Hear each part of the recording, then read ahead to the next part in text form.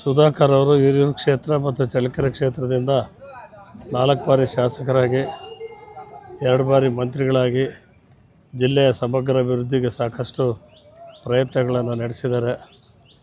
ಹಿರಿಯೂರು ತಾಲೂಕಿನಲ್ಲಿ ವಿವಿ ಸಾಗರಕ್ಕೆ ನೀರು ತರಬೇಕು ಅಂತಕ್ಕಂಥ ಒಂದು ಆಕಾಂಕ್ಷೆ ಭಾಳ ಇತ್ತು. ಜಿಲ್ಲೆಯಲ್ಲಿ ಯಾವುದೇ ಕೆಲಸ ಮಾಡೋದಾದ್ರೂ ಕೂಡ ಜಿಲ್ಲೆಯ ಎಲ್ಲ ಶಾಸಕರು ಒಟ್ಟುಗೂಡಿಸಿ ಎಲ್ಲರನ್ನೂ ಕೂಡ ವಿಶ್ವಾಸಕ್ಕೆ ತಗೊಂಡು ಜಿಲ್ಲೆಯ ಸಮಗ್ರ ಅಭಿವೃದ್ಧಿಗೆ ಒಟ್ಟುಗೂಡಿ ಪ್ರಯತ್ನವನ್ನು ಮಾಡ್ತಾಯಿದ್ವಿ. ಮುಖ್ಯಮಂತ್ರಿಗಳು ನೋಡೋದಾಗಲಿ, ಬೇರೆ ಸಚಿವರು ನೋಡೋದಾಗಲಿ, ಜಿಲ್ಲೆ ಯಾವುದೇ ಕೆಲಸಕ್ಕೆ ಎಲ್ಲರನ್ನೂ ಕೂಡ ಕರ್ಕೊಂಡೋಗಿ ಒಟ್ಟಿಗೆ ಮಾಡ್ತಾಯಿದ್ರು. ಹಿರಿಯೂರು ಕ್ಷೇತ್ರದ ಸಮಗ್ರ ಅಭಿವೃದ್ಧಿಗೆ ಸಾಕಷ್ಟು ಪ್ರಯತ್ನಗಳನ್ನು ನಡೆಸಿದ್ದಾರೆ. ಹಿರಿಯೂರಿನಲ್ಲಿ ಎಲ್ಲ ಬಡವರ ಬಗ್ಗೆ, ರೈತರ ಬಗ್ಗೆ ಅಪಾರವಾದ ಕಾಳಜಿಯನ್ನು ಹೊಂದಿದ್ದರು. ಇವತ್ತು ಅವರು ಜನಸಂಖ್ಯೆಯಲ್ಲಿ ಕಡಿಮೆ ಇದ್ದರೂ ಕೂಡ ಎಲ್ಲ ಸಮುದಾಯದವ್ರನ್ನ ಪ್ರೀತಿ ವಿಶ್ವಾಸ ಗಳಿಸಿ ಎಲ್ಲರ ಮನೆಗೆದ್ದು ಇಲ್ಲಿ 3 ಬಾರಿ ಶಾಸಕರಾಗ್ತಕ್ಕಂಥ ಕೆಲಸವನ್ನು ಯಶಸ್ವಿಯಾಗಿ ಮಾಡಿದರು. ಅವರ ಅವಧಿಯಲ್ಲಿ ಹಿರಿಯೂರು ಕ್ಷೇತ್ರಕ್ಕೆ ಭಾಳಷ್ಟು ಕೆಲಸವನ್ನು ಮಾಡಿ ಯಾರೇ ಬರಲಿ ಎಲ್ಲರ ಬಗ್ಗೆನೂ ಕೂಡ ಕಾಳಜಿ ವಹಿಸಿ ಮಾತನಾಡಿಸಿ ಅವ್ರಿಗೆ ಪರಿಪೂರ್ಣವಾದ ಕೆಲಸವನ್ನು ಮಾಡಿ ಪ್ರೀತಿಯಿಂದ ಕಳಿಸ್ಕೊಡ್ತಿದ್ರು. ಅಂಥ ಒಬ್ಬ ಅಜಾತ ಶತ್ರು, ಅವ್ರು ಯಾರು ಶತ್ರುಗಳೇ ಇರಲಿಲ್ಲ, ಎಲ್ಲರನ್ನೂ ಕೂಡ ಪ್ರೀತಿಯಿಂದ ಮಾತಾಡಿಸಿದ್ರು. ಅಂಥ ಒಬ್ಬ ವ್ಯಕ್ತಿ ಇವತ್ತು ನಮ್ಮನ್ನು ಬಿಟ್ಟು ಅಗಲಿದ್ದಾರೆ.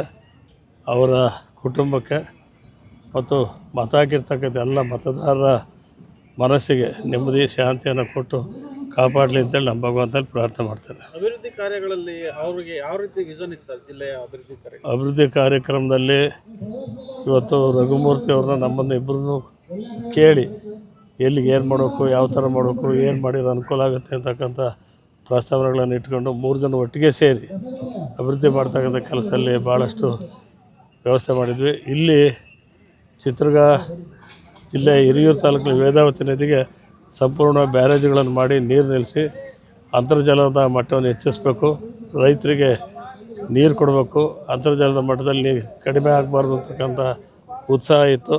ಅದಕ್ಕೆ ಸಂಬಂಧಪಟ್ಟಂಥ ಸಚಿವರ ಜೊತೆ ಚರ್ಚೆ ಮಾಡಿ ವೇದಾವತಿ ನದಿಗೆ ಅಡ್ಲಾಗಿ ಚೆಕ್ ಡ್ಯಾಮ್ಗಳು ನಿರ್ಮಾಣ ಮಾಡ್ತಕ್ಕಂಥ ಕೆಲಸದಲ್ಲಿ ಮೊದಲನೇ ಹೆಜ್ಜೆ ಇಟ್ಟಿದ್ದರು. ಭದ್ರಾ ಮೇಲ್ದಂಡೆ ವಿಚಾರದಲ್ಲಿ ಬಹುಶಃ ಈ ತಿಂಗಳು ಎಲ್ಲರೂ ಒಟ್ಟಿಗೆ ಹೋಗಿ ನೋಡಿ ಅಲ್ಲಿ ಇನ್ನು 1.5 ಕಿಲೋಮೀಟ್ರ್ ಚಾನಲ್ ಆಗಬೇಕು.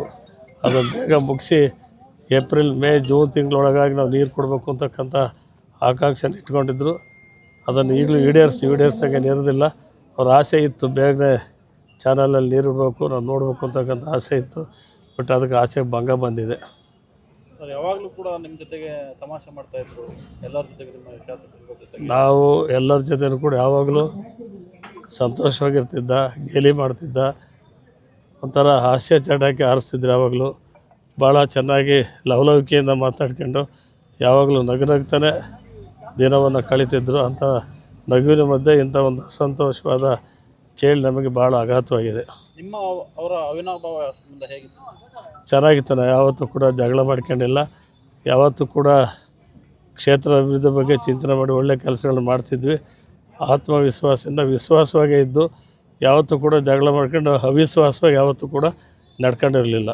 ಇದೊಂದು ರೀತಿ ಅಕಾಲಿಕ, ಇದೊಂದು ಇದು ಸುಮ್ಮನೆ ಅವರೇ ಹೋಗಿ ಆಸ್ಪತ್ರೆಗೆ ಸೇರಿ ಅವರೇ ತಂದ್ಕೊಂಡಂಗೆ ಆಯಿತು. ಇದು ಭಾಳನೇ ನೋವಾಗೈತೆ. ಕಾಯಿಲೆಗೆ ಆಸ್ಪತ್ರೆಗೆ ಹೋಗಿದ್ರೆ ಅದೊಂಥರ ಆಗ್ತಾಯಿದೆ. ಏನೂ ಕಾಯಿಲೆ ಇಲ್ಲದೇ ಸುಮ್ಮನೆ ಆಸ್ಪತ್ರೆಗೆ ಹೋಗಿ ಈ ಮರಣ ಹೊಂದಿದ ಮಾತು ಕೇಳಿ ತುಂಬ ನೋವಾಗಿದೆ.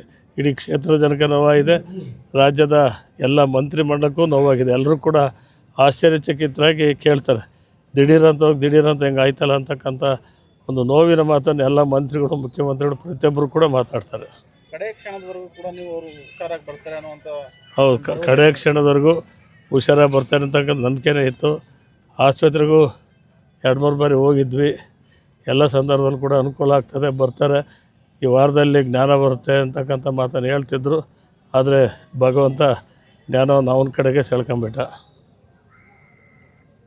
ಕ್ಷಣ ಕ್ಷಣದ ಸುದ್ದಿಗಳಿಗಾಗಿ ಫ್ರೀಡಂ ಟಿವಿ ಸಬ್ಸ್ಕ್ರೈಬ್ ಮಾಡಿ, ಲೈಕ್ ಮಾಡಿ ಹಾಗೂ ಫಾಲೋ ಮಾಡಿ.